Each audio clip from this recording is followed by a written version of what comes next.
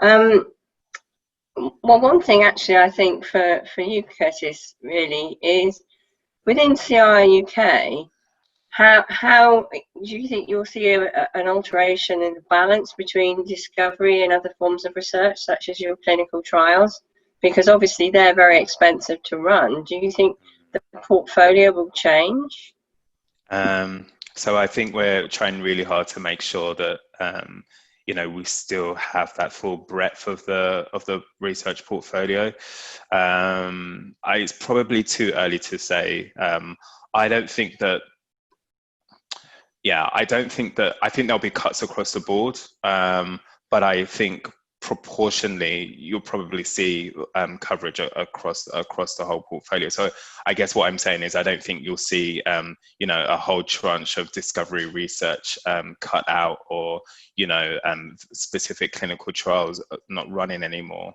But what might happen is that we'll just do less of them. Or the amounts that are awarded to locations, or the amounts that is awarded to infrastructure will just decrease. I mean, that's already happening. It's just a case as to whether we do that more in the future. Clinical trials have been somewhat protected in terms of funding cuts, but we all know that the effect that the pandemic has had on clinical trials, in that they've been halted for several months, and so they do need to get back up and running. And I think it's a real shame that they have been paused, although completely understandable. But it's set research back. So I think cuts across the board. I don't think anything will be cut completely, but the cuts will still be quite significant, and I think that's a shame. Yeah.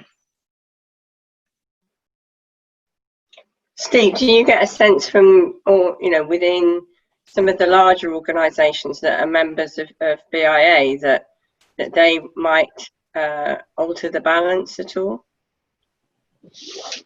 In terms of doing clinical trials differently?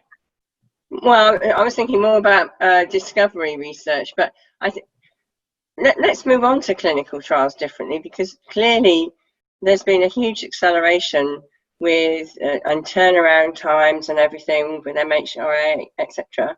Do you really think this is sustainable to actually be able to do this going forward for other indications? I don't think, in simple terms, no. It's a straightforward answer to that. I think that there will be learnings from it, but I don't think that that if you're going to have a broad focus of clinical research and people to have a work-life balance, that certain types of the activity that are existing at the moment will be able to happen in the same intensity. Having said that, are there ways in which things are now done, and ways in which people will no longer be able to say, well, we managed to do that meeting successfully by Zoom, we can't now be delayed for 4 weeks whilst we all try and find a space to be in the same room. There are things like that which I think will be fundamental improvements in process that will become natural course of things. So I think you'll get, in a sense, in revolutions, half of things change. The question to know is which half, and some things people will fight very hard to go back to the old ways. Some people will, but I think there's enough good experience from this that ground is seeking to be held. And if you looked at Matt Hancock's speech in the summer, in his sort of, when he had 5 minutes off and decided to write a political speech, he was very keen to sort of talk about capturing some of those new ways of working, not simply in scientific discovery, but also in terms of medical practice, and that medical practice will have a big impact on the way and use of clinical trials being developed. I mean, the big thing is, of course, if hospitals are going to go back to doing a broader range of things, will clinical research get caught in the crossfire of getting through a very big backlog of other activity, or potentially a winter crisis or a second peak? I've got a question from the audience, which is, I think, for you, Steve, really, and then I'll move on. There's a couple of ones I think they're more specific to Curtis, and then some more general ones. The question is, can the UK use this opportunity to reinvigorate its vaccine industry, which has largely moved overseas? I think there's a big opportunity to do this. Yes, it's the simple answer to this. I think, you know,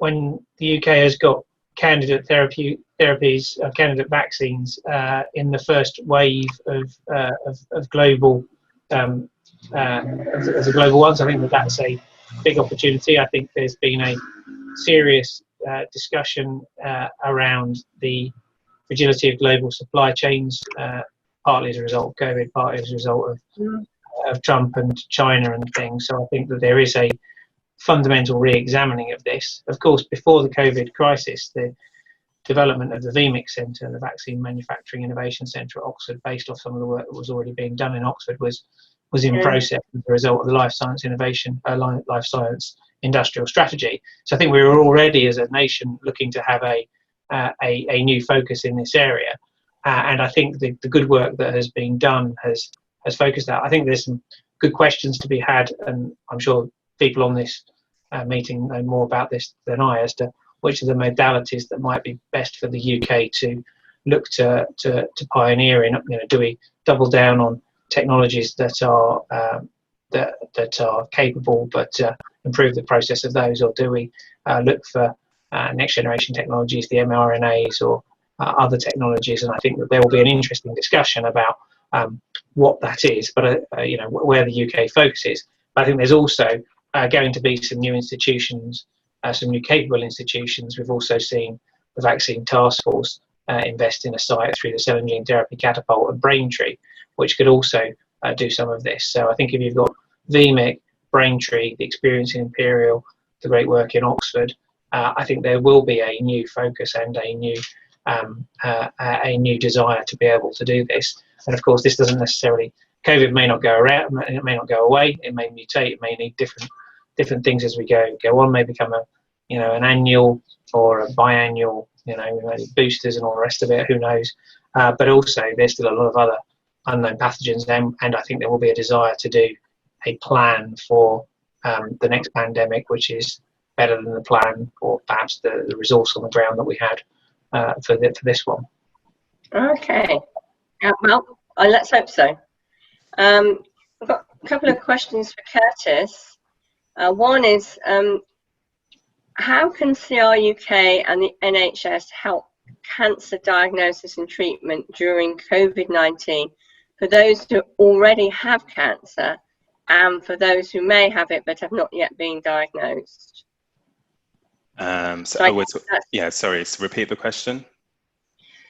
How can CRUK and the NHS help cancer diagnosis and treatment during COVID-19 for those who already have cancer and those who may have it and not yet been diagnosed? I think it's about, it seems to me this is more of a question about how can CRUK and the NHS work more effectively closer together in this time? I mean, and so I guess we've always been working quite closely with the NHS. We've been doing that at our centre locations, which is a partnership with the NHS, CRUK, and the local universities. And so, diagnosing cancer has always been, and diagnosing it quickly and effectively, fits within one of our main pillars. But I guess there's the work that we are doing.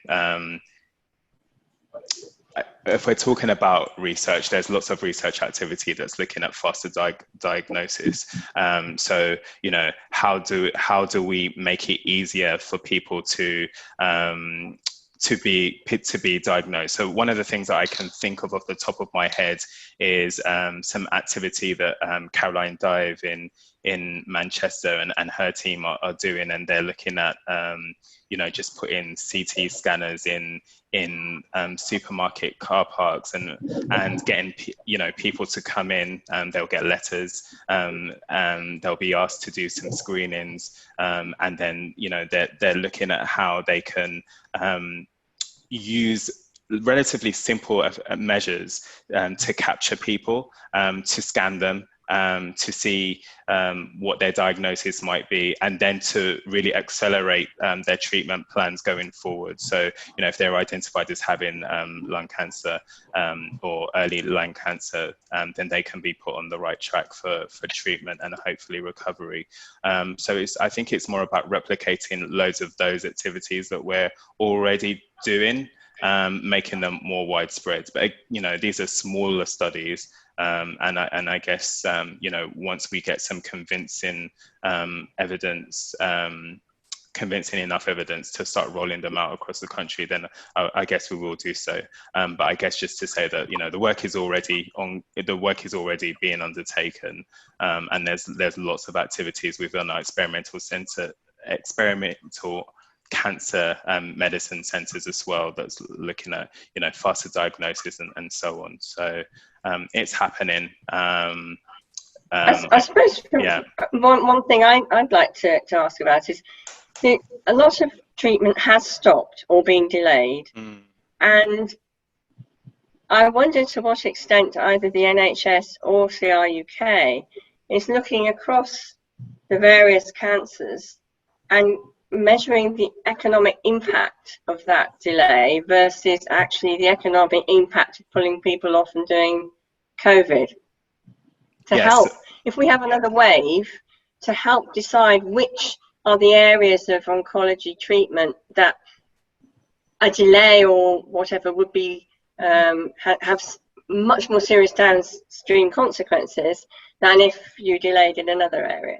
Yeah, that work is ongoing. So we have done a lot of studies on actually just seeing which of our locations have been supporting the COVID effort, how much money that's taken, how much manpower that's taken, trying to marry that up with you know, delays to their own research and the wider impacts from the loss of funding and the pause in activity is all ongoing. But it's also evidence that we're trying to or that we have been put into the government to say, look, we've been active in this space. This is the impact, and so yeah, we are doing some work, but trying to tease out, you know, those nuances that you described.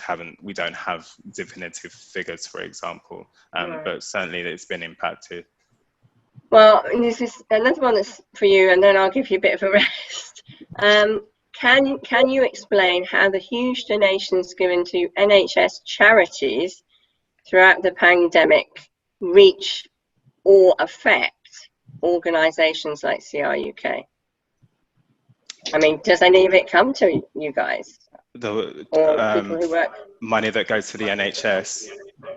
Yeah, the NHS charities, you know, like Major Tom walking around his garden.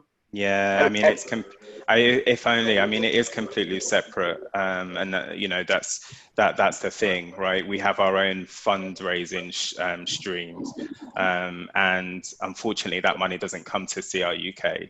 So that will all be accounted for by the NHS, but not necessarily. And even though it might support cancer activity within a hospital, it's not necessarily cancer research activity that we're funding ourselves. So yeah, I know because we work closely with the NHS, it gives the impression that, you know, there's this kind of almost, you know, like equal transference of funding between the two entities, but unfortunately that's not how it works. So we won't have seen any of that funding, unfortunately. So the answer is no, it won't affect you at all.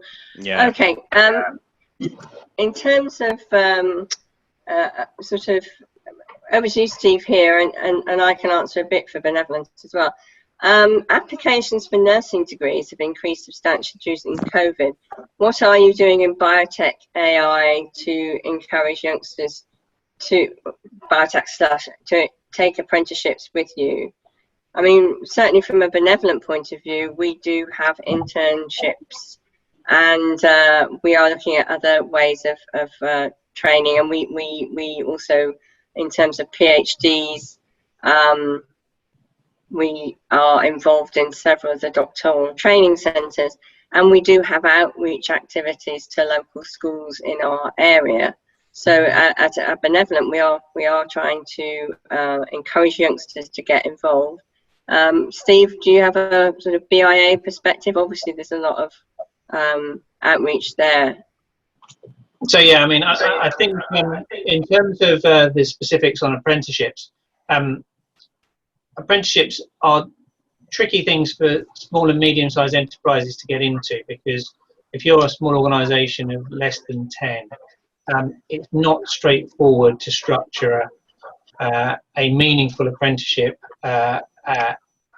in an easy way, and it's apprenticeships are structured in a particular way in the UK. What we're trying to do is to and what we've worked with the government on is to say that this is an industry which is going to grow, particularly in manufacturing, and you need a skills base, people who can operate at all levels of education to do things from run plant through to high-end discovery. And perhaps we've had a lot of focus on things that are PhD and above, whereas in fact, if we're going to maintain and run the manufacturing centre or the place in Braintree under cell and gene therapy, some of the roles that are needed there are more likely to be HND levels of HND or suitable for apprenticeship, and there is a big drive to balance both the skills need that we expect the industry to have with the training capability that's coming both through universities at undergraduate level, but also apprenticeships with sandwich courses out to places like University of Kent. So we've done quite a bit of work in that space, and we think that there is the potential for there to be quite a few new jobs and new roles created at that level. I think one of the challenges that we've got is sometimes people hark back to apprentices back in the olden days when there were structured industries that were in a sense far bigger, and they were in far more organisational groups where you could take apprentices. I don't think we've cracked, and if people on the meeting have better ideas as to how to do this, how we encourage very small organisations to take on apprentices, that is something we're working with. I think they're working quite well at taking some students or gap years or things like that, but the formal apprenticeships is a bit one size fits all for all of the membership of the BIA. Right. Another question here is, are other countries doing more to protect their discovery research during this time? And if so, what are they doing differently to the UK?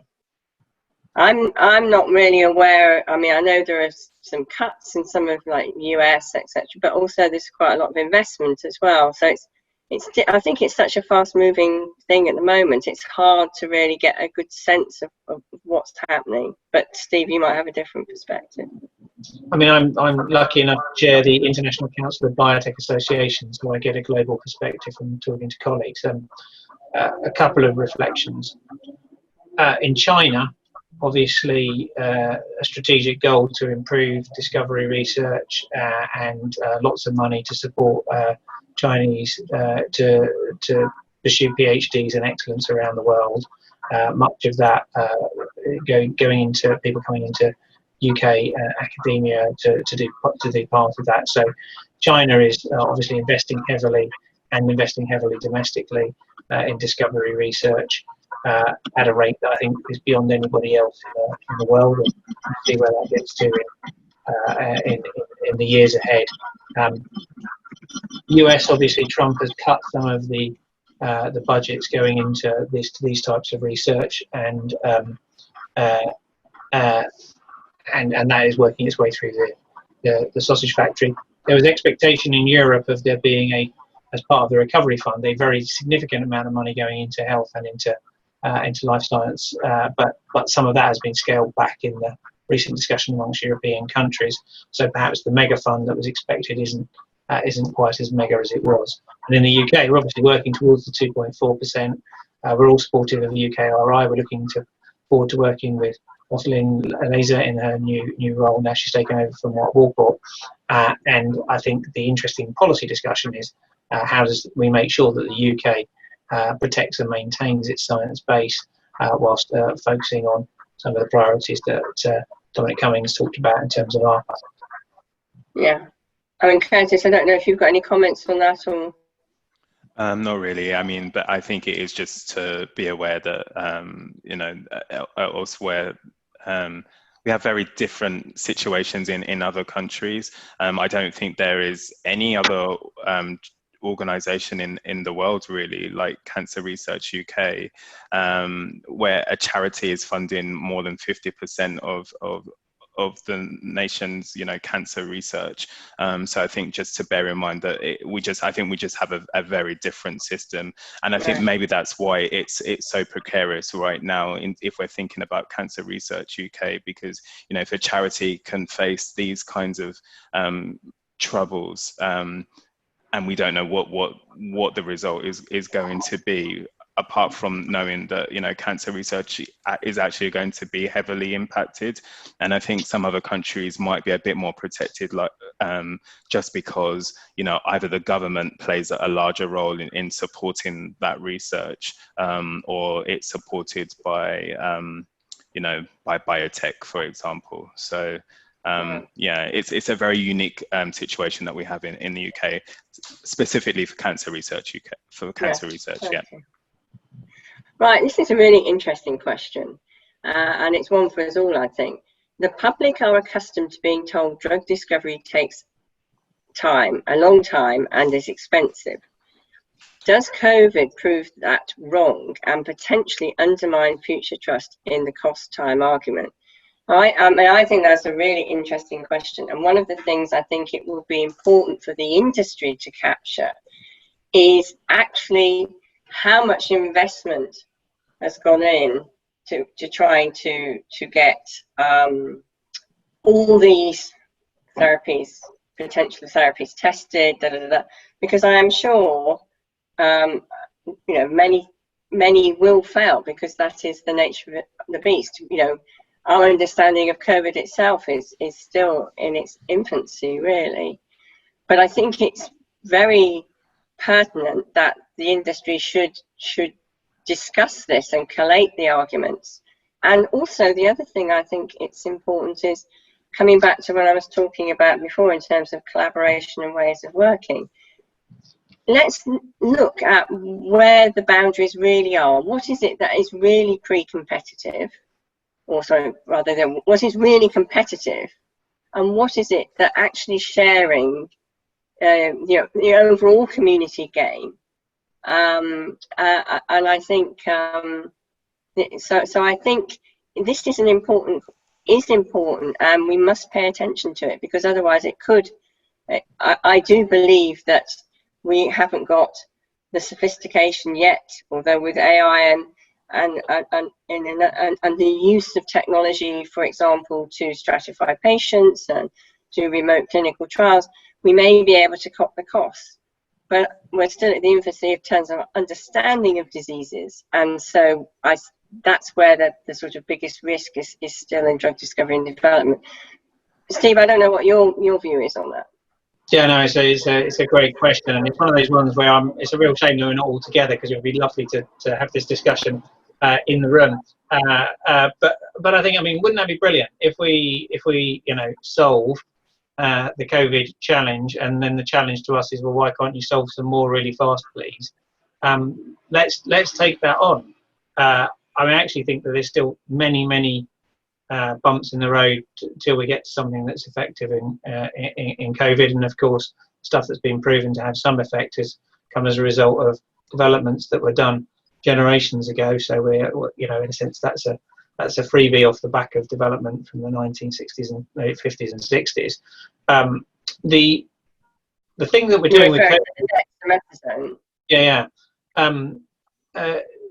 the thing that we're doing that's really quite silly at the moment with COVID is we are making some stuff which we don't know whether it's going to work or not, on the assumption that having that ready if it was to work is more sensible and will have a better economic outcome than waiting to see if it does work in clinical trials before we make it. So some of the reasons why we're able to shorten the timeframes in COVID is we've done some things which, if you were doing this in normal time, would be economically unviable and perhaps a bit silly. But because you've got pandemic and lockdown stopping restaurants functioning in a way that, unfortunately, some debilitating diseases which we need cures for don't have the general impact on the rest of society. They're awful for individuals and often families. The risk-benefit ratios are different. So I think I'd love it if that was the challenge that we were facing. And I think the answer is, well, if we are able to do some of these things, you can take some of the costs out of this. But I think we'll also find that some of these things are still going to be in the billions of pounds to develop and produce. If we can take time frames out of some of those, that will be fantastic. But some of that time frame is doing things at risk. Curtis, have you got anything else you want to add to what Stu said? Yeah, I mean, I think just to reiterate what he said about the fact that there is still some bumps in the road ahead. We don't have an effective vaccine at the moment, and so I guess it's just to temper that a little bit. You know, we do not have success yet, but there are lots of positives that we can take. You know, clinical trials have been mobilized really quickly, large-scale collaborative efforts to try and find a vaccine. I think we could probably be a lot more collaborative. It does feel very much like at the moment it's an international race for who can find the best vaccine first. And so I think, you know, that we're still working in silos to some extent, but I think if we're to really be able to kind of come together as an international collaborative effort and a truly international collaborative effort where everybody's working together, I think we'd probably get there a lot quicker. And you know, taking those positives and those examples and really just kind of utilizing them in our everyday research. So I talked about cuts to funding. There are cuts across the board, not just for Cancer Research UK, but for all types of research, basic research, clinical research, whatever. So I think we're at a point now, and we will be in the future having to do more with less. And I think the only way you can do that is by being truly collaborative. So I think we're just going to have to get used to being collaborative, as well as being competitive. So that balancing that collaborative / competition element, I think is going to be really important. But you know, I think you can have both. I think what has prevented people from being collaborative previously is precisely the competition element, but I think we have to find a way to get over that, because it's the only way we can make progress, and actually we're probably going to be forced into doing that anyway. Well, that leads into a nice question actually, which is two parts. Now the first part is slightly different in the sense that how much can we trust the data coming out of other countries. But the second part is very much speaks to what you were just talking about, Curtis.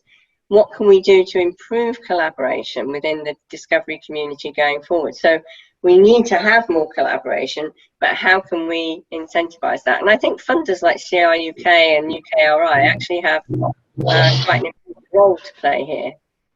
Yeah. In terms of. Yeah, definitely. So if I just speak to that second question, I think it's also very much a cultural issue. So making sure that, you know, those early career researchers value collaboration and they have a collaborative mindset. And then, you know, there are things like how we measure success. So, you know, when we're evaluating and monitoring research programs, what do we think good looks like? So I think traditionally measures of success have focused around, you know, publications and things like that. So very traditional measures. Whereas we do probably need to move forward and look at other success measures, collaboration being one of them. And this is something that I think not just funders, but everybody's adopting through DORA-friendly metrics. So, you know, thinking about how to use non-traditional measures to evaluate success. And I think that's something that we are doing. That's something we will be doing in the future. It's something that we ask our committees to do, and so on. So you're right, we do have a responsibility, but we also need to make sure that you know, that is instilled in the community, and that the research community, and that culture change piece of work, I think, is probably the one that will take the longest amount of time. Well, research culture is something I feel very strongly about and passionately about, and I agree that that I think is one way to improve collaboration. Can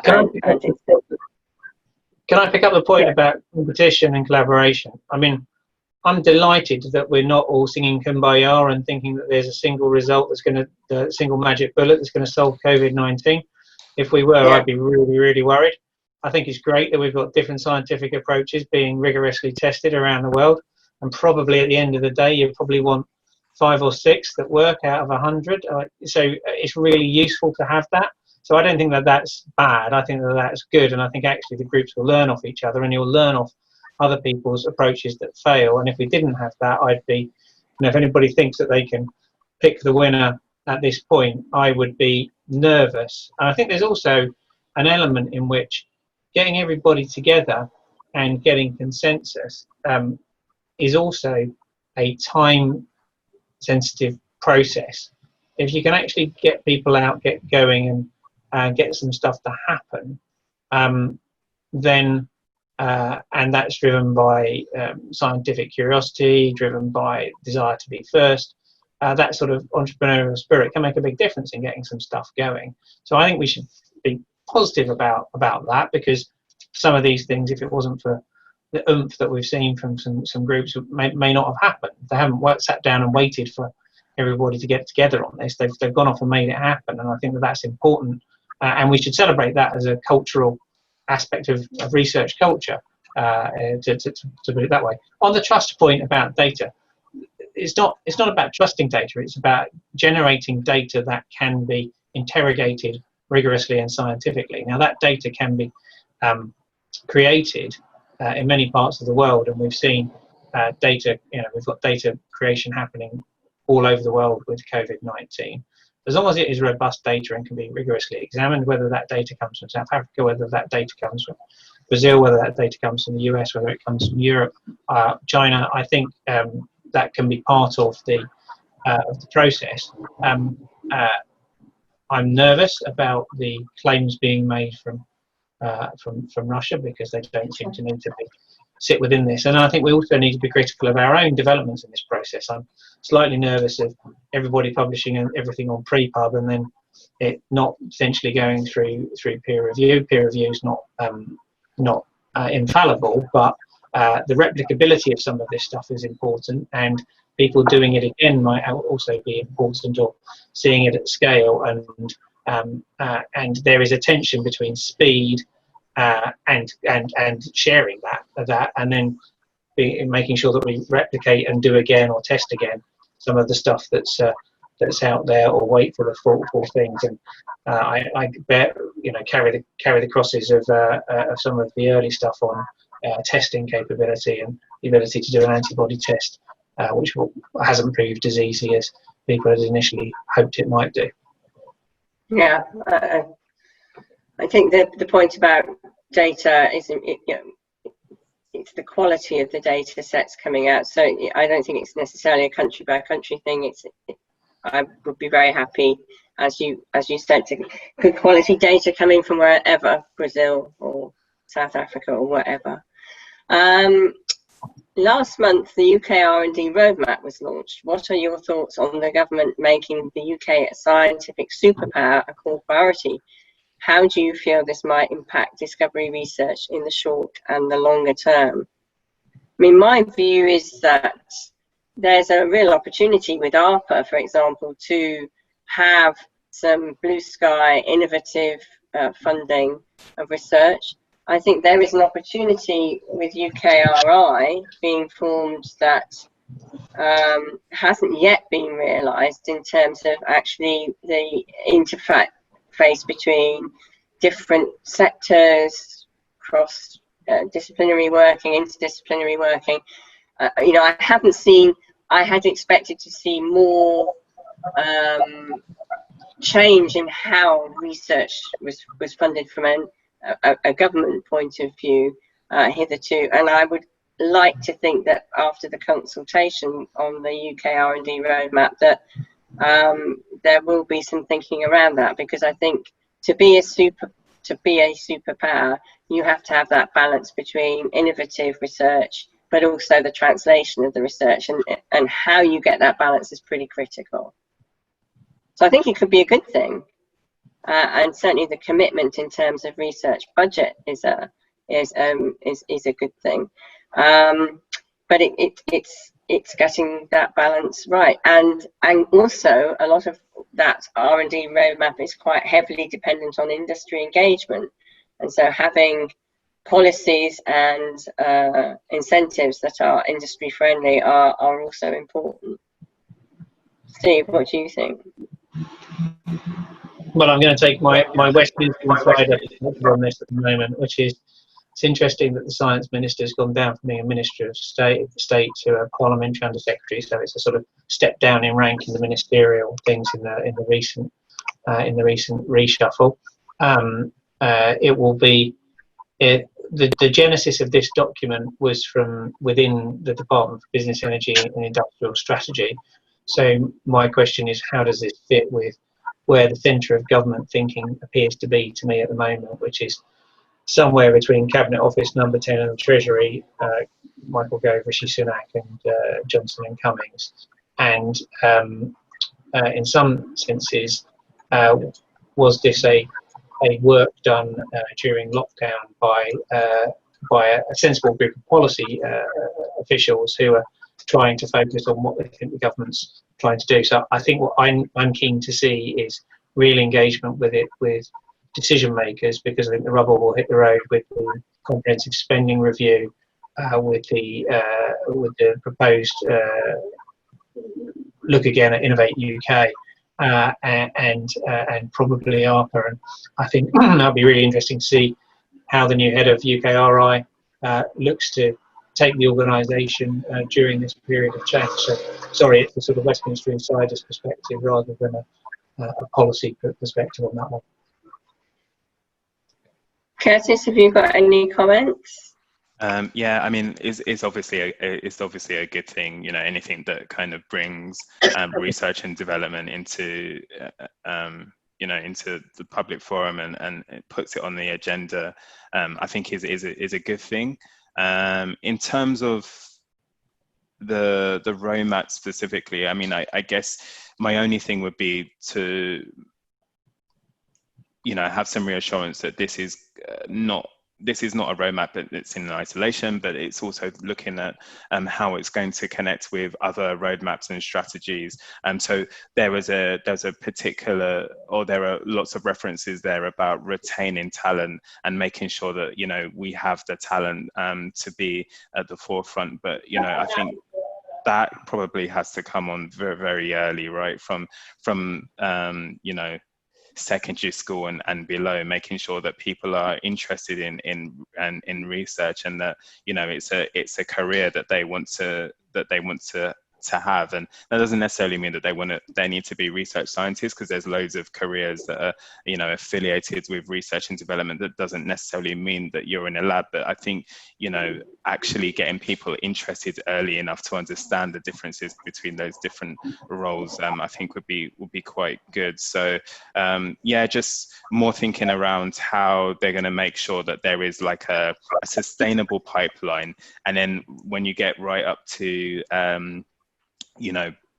if you do have researchers that are going for PhDs and postdocs, how do we keep people? How do we retain people? Because there are a whole load of people that leave the lab, and many people don't leave the lab just because they fancy a career change. It's because they feel like it's the only thing that they it's the only option they have. And I think it's just a shame that so much time has been invested by the individual in pursuing this as a career, and then there aren't sufficient options for them to continue that career. So if not everybody can be a researcher, a principal investigator, what are the other options, which mean that you can use those skills effectively so that they can contribute. So I think, yeah, just my thing is always definitely around people, retaining people, and pipelines for future leaders. And I think I would just want to know that there's been a lot of thinking about how to make sure that we can do that. And when we think about, I mentioned it before about the UK may not be as an attractive place in the future for all those big people from outside of the UK to come and do their research. We will need to rely on our own pipeline to fill those gaps. So I think Okay.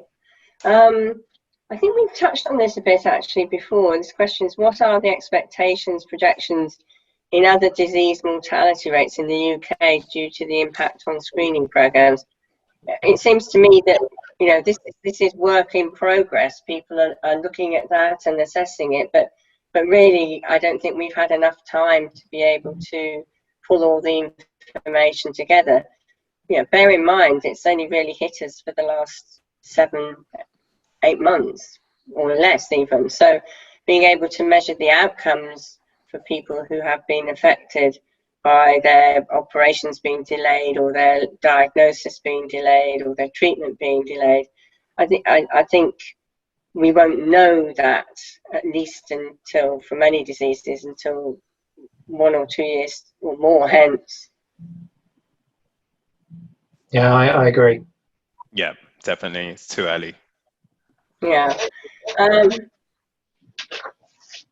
So we've talked a lot about the different about drug discovery, etc. We've got this is one. Has the pandemic increased the adoption of AI and data technologies, and has this had any effects on the workforce for discovery research? Well, from my perspective, there is no doubt that in terms of radiology and pathology, and also remote working, remote consultations with doctors, Babylon Health.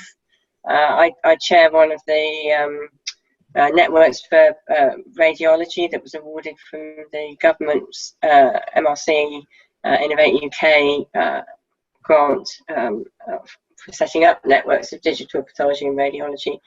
And it's clear from a number of members of that consortium there's been a lot of uptake of the adoption of automated analytics as a decision support tool. So I think it's absolutely increased the adoption of AI-based technologies. And the other thing I think coming out of this is things like our work and the work of other companies that are using AI for drug discovery, or for remote monitoring and sensing, or even, as I mentioned earlier, the use of the Zoe app, King's College app, to be able to diagnose people with symptoms, help in terms of tracing where outbreaks might happen. I think what it's done is it's actually increased the credibility of AI in terms of biomedicine, in a way that I think there was a lot of skepticism earlier. So I definitely think it's had a big impact, in the same way it's impacted people, the use of remote working technologies, many of which actually have a big AI component, probably galvanized it by 3 to 6 years at least. So yes, I don't know if anybody wants to add to that. I think you've got a good perspective on it, Jackie, and I agree. I think it has validated things that probably otherwise wouldn't have taken a while. And I know that terms of the thinking about understanding the course of the pandemic. Much of that is being now driven through some really clever data analytics and AI analytics to try and get a grip on where hotspots are going to come out. So I think we'll see that come out in the fullness of time, but it's being used in real time at the moment for that. I've got another example where I think actually if you look at disease charities, many of those are now providing service to people stuck at home during lockdown, and chatbots and the increased use of those types of AI technologies from in terms of patient communities has gone up a lot. And I think charities are learning very rapidly about how those types of technologies can support communities at scale and at distance. Any other thoughts, Curtis? No, I mean, I think, you know, Steve said the charities are really starting to appreciate, you know, the power of AI technologies, and I think that's true for CR UK. You know, our researchers are, you know, and our research teams all have links to either bioinformaticians, big data scientists, and you know, I think it's been really important for them. When you think about the masses of data that they're generating, it makes sense that they're collaborating more with people who have that particular expertise.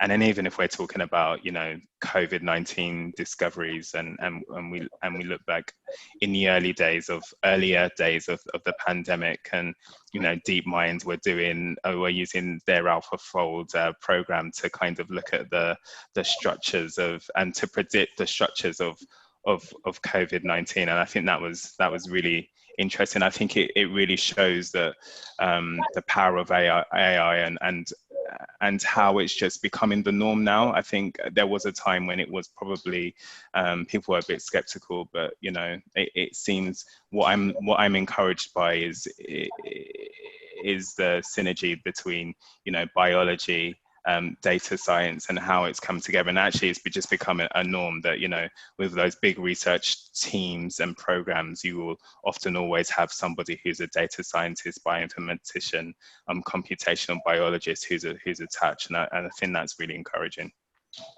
Great. Okay. We've only got a few minutes left now. This is a interesting one. How has the impact of the pandemic on research funding overlapped with the effects of Brexit, in your opinion? And Steve, you're probably closer to the impacts of Brexit in terms of the effects on research funding. Do you think? Yeah, carry on. So you can, I mean, I think one of the reasons why the 2.4% target became so important to the government, both under Theresa May and under Boris Johnson, was in part because, you know, of Brexit, the need for the UK to strike a new course, think about its economy differently, invest in knowledge and skills that will make a real difference. So although most of our community and BIA the same were life sciences for Remain, I think one of the impacts of Brexit has been that the focus onto the funding into the knowledge economy and into our space. So I think it's a byproduct of that. I think we've worked very hard in an industry way to show that what you're investing in the UK is excellence, is globally leading companies that can make a real difference, and that's irrespective of home market. In a sense, most of the market for much of biotech is primarily the US. Europe's important, China's important, and of course the rest of the world. But so that's not changed by Brexit. I think that there's significant disruption to some of the VC work that goes through being out of the European Investment Bank, and we'll see how that plays out. But the big one, I think, is COVID, in terms of it being a bigger disruptor, particularly to our very, very important charity sector, which is, you know, Curtis has explained very clearly. We've yet to see. I mean, I think the earthquakes happened, but the tsunami hasn't arrived yet for companies. It's hard to know whether that will be a small trickle on the beach or a wall of change. I don't know which it is at the moment. There's lots of money going into life sciences, in part because it can't go into as easily into retail or airlines or restaurants or other things. So so it is finding its way to life sciences. So in some senses, it's beneficial companies-wise, but it's had a deleterious effect.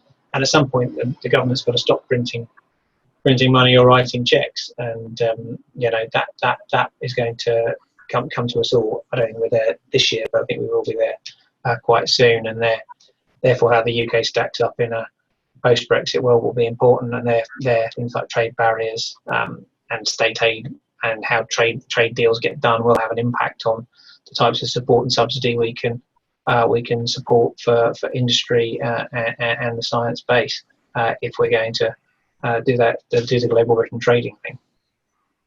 Well, there's a small band of participants who are still hanging on, and we're moving towards the end. So one last question is, and I think it's probably, if we each highlight what we think are our favourites, what positive approaches that have appeared during COVID could be taken forward in other diseases or research areas. So I'll take Chair's privilege and kick off. I mean, I think it's been exemplary, the sharing of data and the availability of repositories. And I think looking at, what it is about data that can and can't be shared, and seeing, and learning from how things like the sharing of patient data without conflicting in data integrity issues, etc., I think is something that I would like to see definitely going forward. Obviously, work practices, working more from home. I think a lot of people will work more from home, but also still go into their labs and offices for the reasons Curtis mentioned, that a bit of human interaction is actually quite meaningful. And I think how we do trials and the improvement of clinical trials, what can we learn from more rapid expedition of clinical trials? Those are my top three. See, do you want to kick off next? Yeah, I think speed, people getting on and doing stuff fast, is the thing that I've noticed has made a real difference. If I look around and look at speed with which recovery was set up, if you look at the speed with which the Oxford gang got going with the vaccine, I think one of the key things is not waiting and just getting going. So I think if we can replicate that, that will be very, very important. I think the second is taking everybody with us. And I think the fact that we've had a far broader discussion about things that probably only be within our community with the whole of society, I hope it will inspire the next generation. I hope that actually one of the things of this is that lots of kids are seeing that this is both important and vital for society, and learning and seeing it, getting interested in it, because it's around and about, it's invasive even into social media and everything else. I think perseverance is the other thing. We've a long way to go. We know that regularly that it takes a while. I think if we can just realise that although we're working fast, we're going to have to persevere for months, if not years, and endure. That's the other takeaway that I think we need to take from this for some of the other difficult challenges in other difficult disease areas. Great. And Curtis, your top three? Yeah, I think like Steve, the speed, I've just been so impressed by how quickly things have happened. Clinical trials being set up super quick, patients being enrolled, recruited. I mean, it's just been, I think it's been really amazing. So for me, that would be my top one. Collaboration, I said this before, but I think it's really important that people are collaborating more, and we've really seen that, and I think that's been great. And I think the third one, I think I'm stealing from Steve, but just the fact that it's been on the public agenda so much, I think has been amazing. There've been so many programs and documentaries about COVID-19, about virus transmission and biology, and I don't think that I know these are terrible times, but biology has become, and clinical research has really become quite exciting in a way that, space and so on was really exciting, a few years ago, and still is. And I think that's really important in really just kind of bringing a new audience and inspiring others. And hopefully that will mean that, the future for research and development in this country is strong. Well, that's a great note on which to end what I think's been a really fascinating discussion with some fabulous questions. I'd like to thank the participants who are still hanging on in there. I'd like to thank the RSB for organising the event so well. Please don't forget to send in your questionnaires when you get your email, because it's really, really useful for the team here. And I hope you all have a pleasant rest of the evening and manage to at least escape some of the heat. Okay, thanks very much, everybody.